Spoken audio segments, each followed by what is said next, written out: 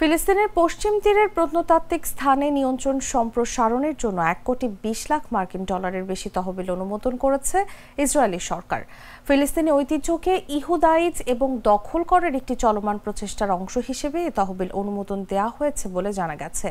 ইসরায়েলের সরকারি বিবৃতিতে বলা হয়েছে, এই তহবিল 2023 সালে শুরু হওয়া দীর্ঘমেয়াদী উদ্ধার পরিকল্পনার অংশ। চুরি হওয়া প্রত্নতাত্ত্বিক সম্পদ রক্ষা, মূল স্থানে পুনর্স্থাপন ও উন্নয়ন প্রকল্প ত্বরান্বিত করার উদ্যোগ হিসেবে এই সিদ্ধান্ত গৃহীত হয়েছে। তবে ফিলিস্তিনি কর্মকর্তারা এবং মানবাধিকার সংস্থাগুলো এই পরিকল্পনার সমালোচনা করে বলেছে, এটি অধিকৃত অঞ্চলের সাংস্কৃতিক ও ঐতিহাসিক পরিচয় পরিবর্তনের একটি পরিকল্পিত প্রচেষ্টা। পরিকল্পনাটি তত্ত্বাবধান করছেন ইসরায়েলি হেরিটেজ মন্ত্রী আমিখাই এলিয়াহু। তিনি জানিয়েছেন, আমরা পশ্চিম তীরে সার্বভৌমত্বের আনুষ্ঠানিক প্রয়োগের জন্য অপেক্ষা করব না। অর্থায়নটি পশ্চিম তীরের উত্তরের এবং দক্ষিণের প্রত্নতাত্ত্বিক স্থানসমূহে জর্ডান উপত্যকা সহ অন্যান্য স্থানে প্রযোজ্য হবে।